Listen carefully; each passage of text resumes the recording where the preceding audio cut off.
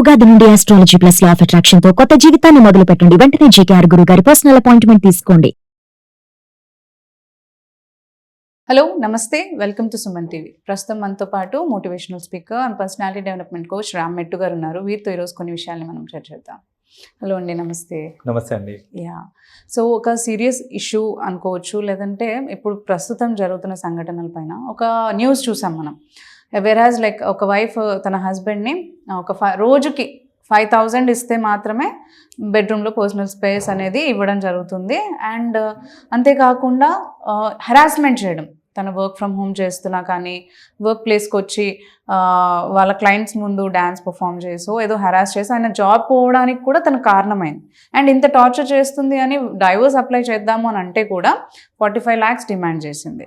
So ఈ incident పక్కన పెడితే ఉమెన్ ఇంత దారుణానికి లైక్ ఇది ఒక పెద్ద సంఘటననే అనుకోవచ్చు. ఎందుకంటే మ్యారేజ్ తర్వాత మనీ డిమాండ్ చేయడం అనేది లైక్ ఓన్లీ బెడ్రూమ్ స్పేస్ కోసం కూడా మనీ డిమాండ్ చేయడం అనేది ఒక కేస్ అనే చెప్పుకోవచ్చు మనం. అలా కాకుండా వేర్ వీ హ్యావ్ సీన్ ఇంకో సీన్స్ కూడా ఉన్నాయి. లవర్తో కలిసేసి అంటే ఒక ఎక్స్ట్రా మ్యారిటల్ అఫేర్ పెట్టుకుని హస్బెండ్ని చంపేయడము మనము నార్త్లో చూసాము ఈ ఇన్సిడెంట్. అండ్ రీసెంట్గా మండపేటలో కూడా ఒక ఎక్స్ట్రా మ్యారిటల్ అఫేర్ పెట్టుకుందని ఫాదర్కి తెలిస్తే ఫాదర్ని కూడా చంపేయడం జరిగింది. ఆ అమ్మాయి ఒక ఉమెన్. ఇవన్నీ క్రిమినల్ కేసెస్ కూడా ఒక ఉమెన్ ఇంత చేస్తుంది అంటే ఇందాక నేను హస్బెండ్ని చంపారని అన్నాను కదా, తను కూడా ఎంత క్రిమినల్గా చంపింది అంటే వాళ్ళ లవర్తో కలిసి పీసెస్గా కట్ చేసేసి డ్రమ్లో పెట్టి సిమెంట్ వేసి బాడీని డిస్పోజ్ చేయడానికి చూసింది. సో చంపడం అనే థాట్ రావడమే ఒక క్రిమినల్ థాట్.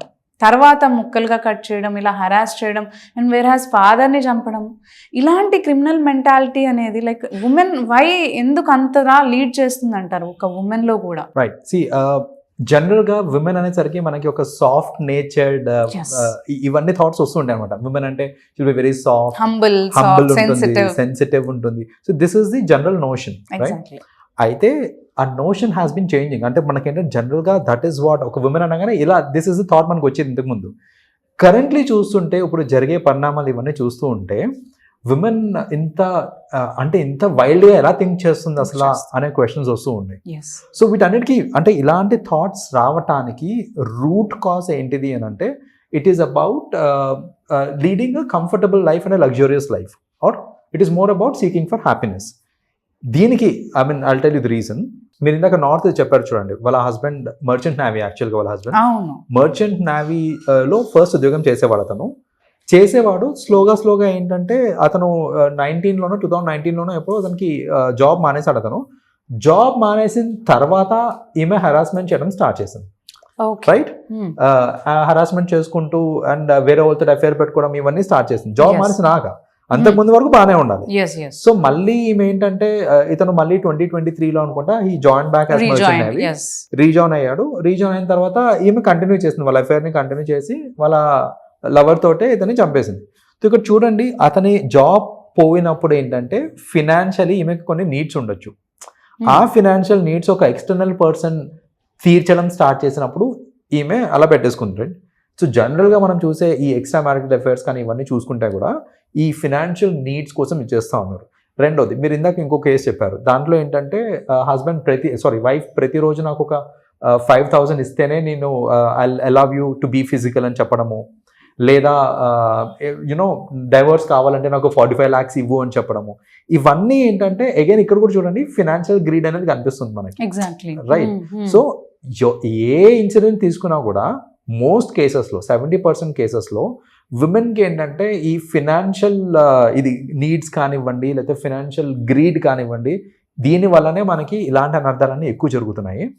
దానికి ఇంకొక రీజన్ ఏంటంటే వై ఇట్లా ఇది ఎందుకు అవుతుంది అని అంటే ఈ మధ్యన అమ్మాయిలకి డిమాండ్ ఎక్కువ అయిపోయిందండి. అంటే ఇప్పుడు మీరు చూసే మ్యారేజ్ సిస్టంలో కూడా ఒక అరేంజ్ మ్యారేజ్ చేయాలి అని అంటే కనుక అబ్బాయిల పాపులేషన్ ఎక్కువ ఉంది, అమ్మాయిలు తక్కువ ఉన్నారు. సో విచ్ మీన్స్ అమ్మాయిలకి డిమాండ్ ఎక్కువ ఉంది, ఆప్షన్స్ ఎక్కువ ఉన్నాయి అబ్బాయిల కంటే కూడా. సో ఈ క్రమంలో ఏంటంటే చాలా మంది ఒక పెళ్లి చేసేటప్పుడు బ్యాక్గ్రౌండ్ వెరిఫికేషన్ కూడా గట్టిగా చేయలేకపోతున్నారు. రెండోది, అసలు పెళ్లి సంబంధం కుదిరిందంటేనే ఎక్కువ అనే ఫేజ్ లో ఉన్నారు, రైట్? సో అమ్మాయి ఎస్ చెప్తేనే చాలు నాకు అదే గొప్ప అనే దీంట్లో ఉన్నప్పుడు ఏమవుతుందంటే ఇప్పుడు ఆ పవర్ అంతా ఎటు ఫీమేల్ సైడ్కి వెళ్ళిపోయింది. నవ్ ఏంటంటే అమ్మాయికి now she is having a lot of options కాబట్టి ఈ మెంటల్ టార్చర్ చేయడం కానివ్వండి, లేకపోతే ఇట్లా ఈ ఫినాన్షియల్ నీడ్స్ కోసము. ఎందుకంటే జనరల్గా ఏంటంటే most of the women, like not every one but most women financially ఏంటంటే they are dependent on husbands కానివ్వండి, లేకపోతే పేరెంట్స్ కానివ్వండి, ఇలా ఉంటారు. సో ఇలా ఈ డిపెండెన్సీ ఉంది కాబట్టి వాళ్ళు ఏంటంటే ఇది ఇంకా కావాలి లేకపోతే ఇంకా డబ్బులు కావాలి అనుకున్నప్పుడు ఇలాంటి తప్పు పనులన్నీ చేస్తూ ఉన్నారనమాట.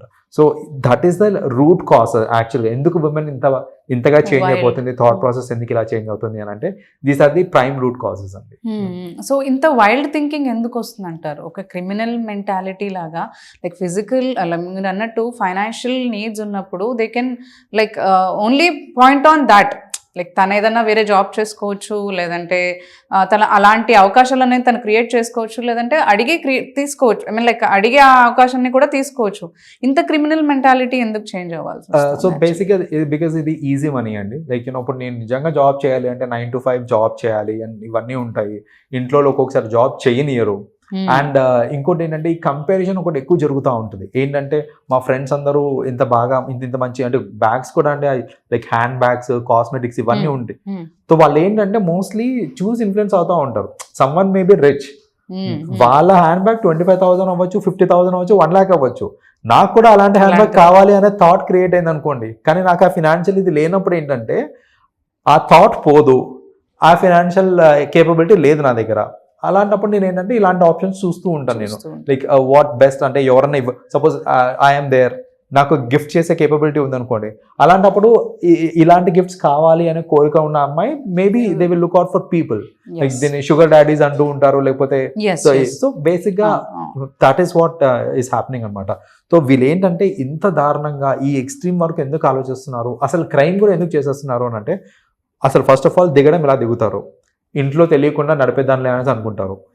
ఇంట్లో పేరెంట్స్కో హస్బెండ్కో లేకపోతే ఎవరికో తెలుస్తుంది.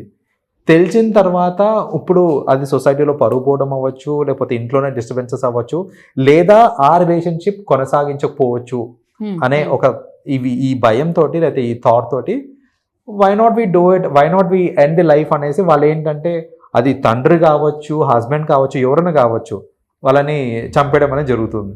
సో ఆ లెవెల్ ఆఫ్ క్రైమ్ అనేది జరుగుతుంది. ఇదే కనుక అంటే ఒక మ్యారేజ్ కాకముందు లేకపోతే ఒక రిలేషన్షిప్కి వెళ్ళకముందు చిన్న బ్యాక్గ్రౌండ్ చెక్, ఒక డీటెయిల్డ్ బ్యాక్గ్రౌండ్ చెక్ ఆఫ్ అసలు అమ్మాయి వాళ్ళ ఫ్యామిలీ ఎలా ఉంటుంది, అసలు అమ్మాయి ఏం చదువుకుంది, వాళ్ళ ఫ్రెండ్స్ ఎవరు, ఎలాంటి ఫ్రెండ్ సర్కిల్, ఇలాంటి చిన్న బ్యాక్గ్రౌండ్ వెరిఫికేషన్ చేసుకుంటే ఆబ్వియస్లీ చూడండి, ఒక జాబ్లో పెట్టుకోవాలంటేనే ఎంతో బ్యాక్గ్రౌండ్ చెక్ చేసుకుంటూ ఉంటారు, రైట్? అది అబ్బాయి కానివ్వండి, అమ్మాయి కానివ్వండి. సో కంపెనీస్ అంతంత డబ్బులు పెట్టి బ్యాక్గ్రౌండ్ వెరిఫికేషన్ చేసుకొని ఒక జాబ్ ఇవ్వడానికే అంత బ్యాక్గ్రౌండ్ చెక్ చేస్తున్నప్పుడు నిజంగా ఆ లెవెల్ ఆఫ్ బ్యాక్గ్రౌండ్ చెక్ ఒక మ్యారేజ్ సిస్టంలో అవుతుందా అంటే అవ్వట్లేదు. అది అవ్వట్లేదు కాబట్టి ఇలాంటి క్రైమ్స్ అవి పెరుగుతున్నాయి. ఎవరు ఎక్స్పెక్ట్ చేయలేదు అసలు. అంటే ఒక అమ్మాయి ఇలా చంపేస్తుందా, మా అబ్బాయిని ఇలా చంపేస్తుందా అని పేరెంట్స్ కూడా ఎక్స్పెక్ట్ చేసి ఉండకపోవచ్చు. ఎందుకు చేయట్లేదు అని అంటే బికాస్ ఆ థరో అనాలిసిస్ అనేది చేయలేదు కాబట్టి. సో ఏ రిలేషన్షిప్లోకి వెళ్ళాలన్నా ఒక డీటెయిల్డ్ ఒక థరో ఈ బ్యాక్గ్రౌండ్ చెక్ చేసుకొని ముందుకు వెళ్ళారంటే ఇలాంటివన్నీ జరగకుండా ఉంటాయి. అండ్ ఎవరి నీడ్స్ని వాళ్ళు ఫుల్ఫిల్ చేసుకోవాలి, ఒకటి అర్థం చేసుకోవాలి, ప్రాక్టికాలిటీ అర్థం చేసుకోవాలి, మన లిమిటేషన్స్ ఏంటి, మన బౌండరీస్ ఏంటి, మన ఫినాన్షియల్ కేపబిలిటీస్ ఏంటి, అందులో హ్యాపీగా ఉండడానికి ట్రై చేయాలి. కానీ పద్దాక కంపేర్ చేసుకుంటూ నాకు అలా లగ్జరియస్ లైఫ్ కావాలి అని కనుక అమ్మాయి కోరుకుంటే ఇలాంటి వైల్డ్ థాట్స్ వస్తూ ఉంటాయి. అండ్ వైల్డ్ థాట్స్ అన్నప్పుడు నా డౌట్ ఏంటి అంటే ఇప్పుడు తండ్రినే చంపేసే అంత క్రువాలిటీకి తను దిగింది అంటే, అండ్ ఇంకో విషయంలో తను చంపేసే థాట్ వచ్చినా లైక్ ఒక్కొక్కసారి ఎలా ఆలోచిస్తామంటే చిన్న బ్లడ్ చూసినా భయపడే సిచ్యువేషన్ నుంచి తను ఒక మనిషిని ముక్కలు ముక్కలుగా కట్ చేసి డ్రమ్లో పెట్టి అంత థాట్ ఆలోచించిందంటే మేబీ సమ్వేర్ అరౌండ్ అంటే ఏమన్నా అప్పటికప్పుడు వచ్చిన థాట్ అంటారా, లేదంటే చిన్నప్పటి నుంచి కూడా షీ వెంట్ త్రూ ఏమన్నా మెంటల్ డిసబిలిటీస్ ఏమన్నా ఉండుంటాయని ఈ పాయింట్లో ఆలోచించవచ్చు అంటారా? లేదు, బేసిక్గా ఇది ఏంటంటే ఆన్ ది స్పాట్ వచ్చిన థాట్స్ ఉంటాయి ఇవన్నీ. ఎందుకంటే and mostly movies influential movies యొక్క ఇన్ఫ్లుయెన్స్ చాలా ఎక్కువ ఉంటుంది అనమాట. ఇన్ దిస్ కేస్ ఏంటంటే మనం చూస్తూ ఉంటాం మూవీస్లో డిఫరెంట్ క్రైమ్ మూవీస్. ఈ మధ్య ఓటీటీస్ వచ్చినాయి, ఓటీటీస్లో అన్ని క్రైమే నడుస్తూ ఉంటాయి చూస్తుంటే. సో అసలు ఒక క్రైమ్ ని ఎలా చేయొచ్చు, లేకపోతే ఏం చేయొచ్చు, ఓటీటీ ప్లాట్ఫామ్ అయితే అలా క్రైమ్స్ ఉన్న సిరీస్ అయితేనే తీసుకుంటుంది. సో ఆ లెవెల్ ఆఫ్ ఎక్స్పోజర్ వచ్చేసరికి ఏంటంటే జనం మనం చూసాం, ఇది ఫస్ట్ టైం కాదు. ఈ అమ్మాయి ఇట్లా ముక్కలుగా నరికి డ్రమ్లో వేసి సిమెంట్ వేయడం అనేది ఫస్ట్ టైం కాదు. అంతకుముందు రీసెంట్గా ఒక 1 month బ్యాక్ అనుకుంటా, ఒక పర్సన్ వాళ్ళ వైఫ్ని చేసి ఉడికిచ్చి అసలు డిఫరెంట్ వీళ్ళ క్రియేటివిటీ మొత్తం చూపించేస్తున్నారు. ఈ క్రైమ్ చేయడంలో క్రియేటివిటీ చూపించేస్తున్నారు. సో ఆ లెవెల్ ఆఫ్ ఇది ఎందుకు వచ్చింది అంటే ప్యూర్లీ బికాస్ ఆఫ్ ఈ మన ఎక్స్పోజర్ టు మీడియా అండి. లైక్ అది మూవీస్ కావచ్చు, లేకపోతే there are lot of YouTube videos also. ఈ యూట్యూబ్ వీడియోస్ లో కూడా చూసి చాలా మంది దర్ లెర్నింగ్ అంటే క్రైమ్ ఎలా చేయొచ్చు అనేసి. సో ఇలాంటివన్నీ చూడడం వల్ల థాట్స్ వస్తున్నాయి తప్ప చిన్నప్పటి నుంచి ఏదో డిసేబిలిటీ ఉంది అంటే కనుక అది అప్పుడే అర్థమైపోయేది, లేకపోతే ఎప్పుడో అనర్థం అయిపోయేది. బట్ ఈ పాయింట్ ఆఫ్ టైం దాకా అవ్వలేదు, బట్ ఇప్పుడు అయింది అని అంటే కనుక డెఫినెట్ గా అది ఆన్ ది స్పాట్ వచ్చిన థాట్స్. ఓకే అండి, థ్యాంక్ యూ సో మచ్.